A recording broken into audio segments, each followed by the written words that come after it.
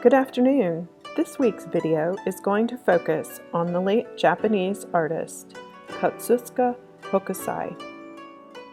He was active in the mid-1800s in Japan, and he was an artist known as a ukiyo-e printmaker. One of his most famous series is the Tour of the Waterfalls of the Provinces. It was a series of landscape woodblock prints by Hokusai, completed in 1833 and 1834, contained 8 prints. It was the first series to approach the theme of falling water and was famous as a new way of portraying nature. The waterfalls dominate the page, while any human figures appear very small on the page. Hokusai loved nature and wild places, believed water was a powerful force in our lives. Let's now make a print series like Hokusai, focused on a body of water that's special to you. I'm going to use a waterfall from my imagination. We'll use pieces of Styrofoam to make our printing plates, while Hokusai used woodblocks for his work. We can use many colors of ink on our one block, while Japanese artists of the time carved a separate block of wood for each color in their finished print. So for today's lesson on Hokusai, we are going to do Styrofoam printing. You'll need some kind of a piece of flat Styrofoam to start with, like this is a tray that might come under fresh meat or produce. You might have a takeout tray or just a Styrofoam plate. You're going to cut out a flat portion of that Styrofoam so it looks something like this. Okay. Then you're going to get some copy paper or just thin printer paper, thinnest drawing paper. Cut it to the same size as your Styrofoam printing plate, and you're going to sketch your design on this to use that. Then you'll need a pencil and something to carve the Styrofoam with. I like to use the end of one of these really cheap paintbrushes. You might also have a scratch art stick or an orange stick. You're going to need some water-based magic markers. If they're called washable, that usually means they're water-based, so those would be a good choice. You'll need a small bit of tape and then some paper for printing your final design. So once you get those things gathered, we'll be ready to go. We're going to start by sketching our design on this small piece of paper. So the first step will be to do our drawing on the small piece of paper, which is cut the same size as our Styrofoam printing plate. I'm drawing in Sharpie so you can see it on the camera, but I suggest you might want to do your sketch in pencil.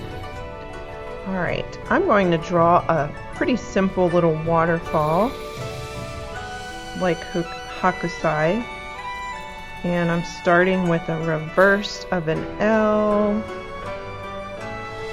and drawing some lines where the water is coming down the cascades here. I'm going to make some little lines where the water goes into the waterfall pool, and then some rocks on the edge to give it some interest.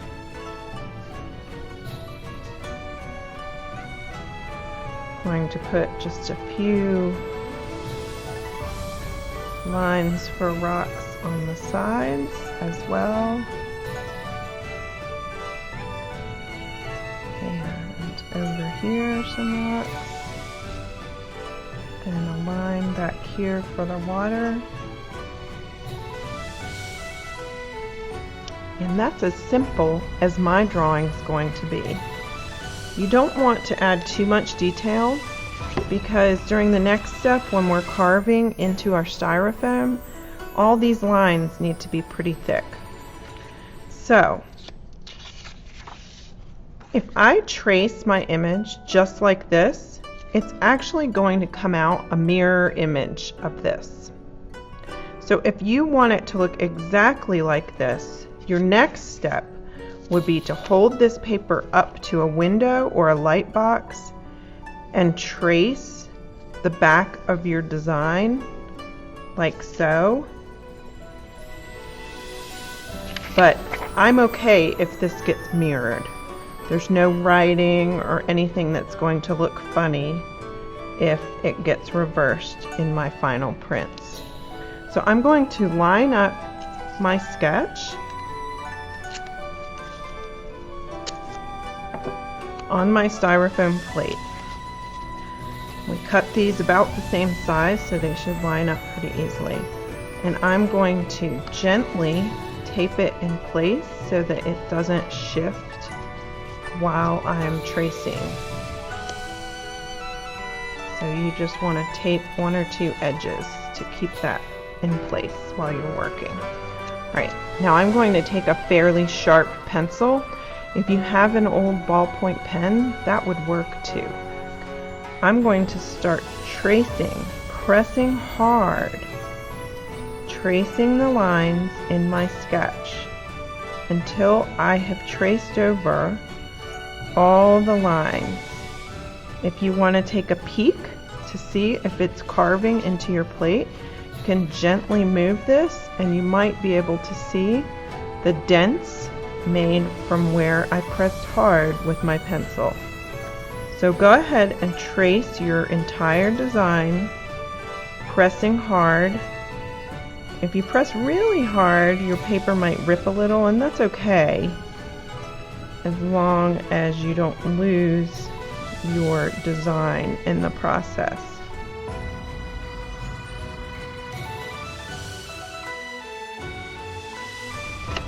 Okay, I've traced over my entire design with the pencil. Before I remove the tape, I want to just double check that I got all the lines and that they're pressed into my styrofoam enough that I can see them. So now I can gently remove my sketch, and I'm finished with that. So I'm not sure how well the camera will show, but I do have a design pressed into the styrofoam. But if you feel with your finger, it's not a very big depression that it's made, so I'm going to carve it out a little bit deeper. That's where I'm going to use the end of this old paintbrush. And I'm tracing those lines and pressing really hard with this plastic paintbrush. Like I said, a scratch art tool works really well, or an adult in your house might have what we call an orange stick from doing their manicure. An old ballpoint pen works really well.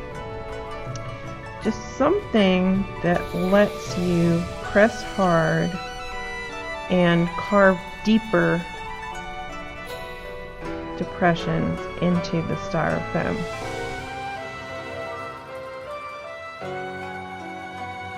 Now, really quickly, I went over all those lines. Now, this is a time you might say, I think I need another line over here or something over there to make it more interesting. So you could feel free to carve in any extra little things. I'm putting some little bubbles here and maybe a line here. I think I'll make some shrub lines up above, like there's some mountain laurel or bushes peeping around the edges of my scene.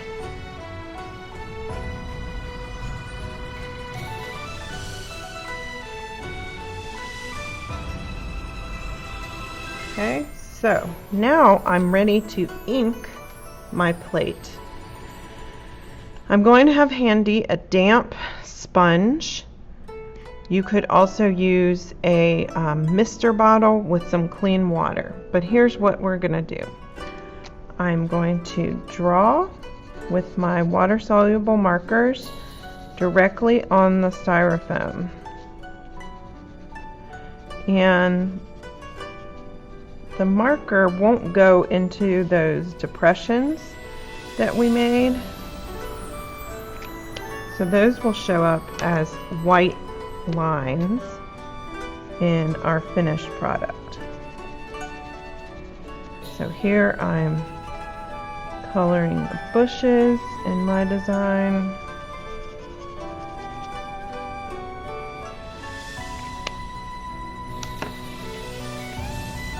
And I'm going to use a combination of black and brown for the rocks. And I can just mix those colors directly on my printing plate.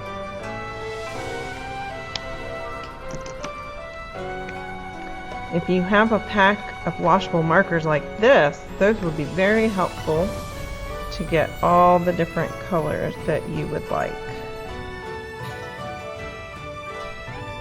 I'm going to go back and forth with this brown and black a little so that they mix on my styrofoam printing plate a little bit better. And then I'm going to clean this marker off. You see how there was some black ink on there? I may not want that black on it next time, so just drawing with it cleans it off. Okay, last I'm going to do the water. Well, you might think that water is blue because you often see it reflected with the sky. But the water is also going to reflect some of these bushes from around it, or mosses.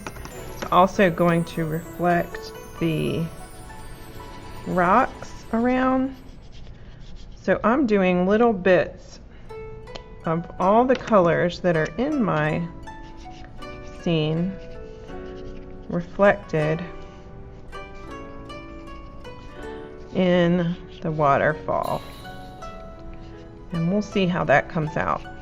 The fun thing about doing these marker styrofoam printing projects is that you can experiment, and if you don't like the way the colors came out one time, well, you just change it for the next print. Okay, I'm pretty happy with that waterfall, how it's colored. So the next thing I'm going to do, carefully set that aside. That marker is wet and it will come off on your fingers. I'm going to get a piece of paper ready by moistening it with my damp sponge.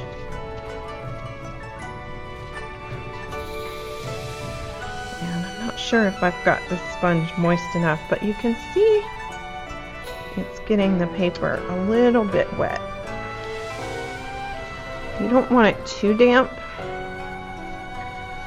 but you don't want it perfectly dry either. If you have a misting bottle, you can give just 2 or 3 spritzes of clean water onto your paper. Just getting it damp. Now I'm going to carefully take my printing plate, put it down on the damp paper, and hold it very still and give it a good back rub. Get all the way to the edges of your paper.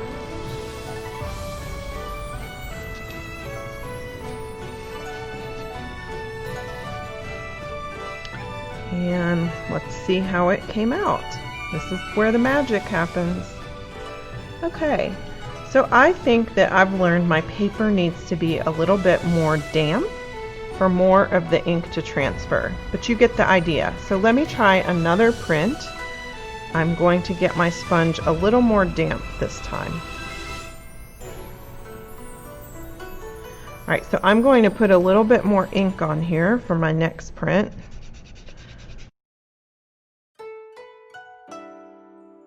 So you can see here where the paper was more moist, it transferred more of the ink. But where the paper was more dry, I didn't get a lot of ink transfer onto the paper. So I'm almost ready for my second try.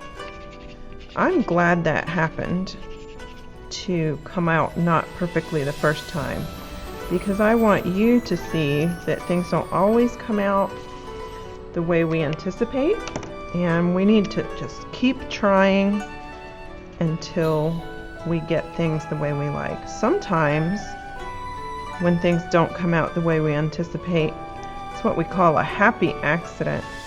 We might like the way it came out better than what we saw in our mind's eye. Okay. Alright, so I think I'm happy with that. I'm going to put a few dark parts of contrast here. Okay. Let's try again. I'm going to move my printing plate over to the side. Grab some clean paper. Okay, so I'll put a little more water on my sponge this time. I can wring a little bit out, but it's still pretty damp. Let's try that. I'll press it on my paper. And hopefully this will work a little bit better this time.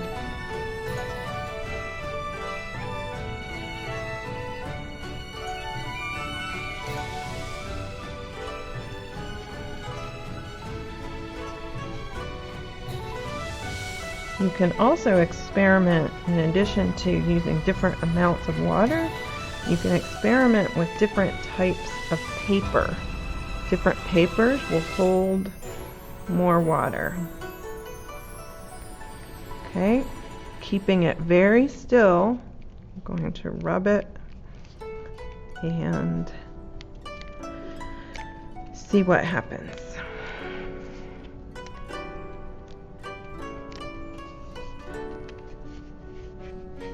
Don't let your paper or your printing plate shift or move during this process. If you need an extra set of hands, sometimes that can be helpful.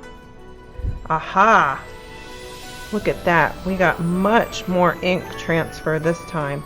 I had so much water that my ink kind of bled, excuse me, and got blurry in some sections, but I like the way it came out. So here are my first two prints. You can see the difference when my paper's more dry and more wet. This will look a little bit different as it dries as well. So now I could keep going, and you see most of the ink came off my plate here. I could decide to color it with a totally different color scheme and see how that comes out. I can't wait to see your artwork this week. Email your art to Jennifer@blowingrockmuseum.org, and we'll see you next time.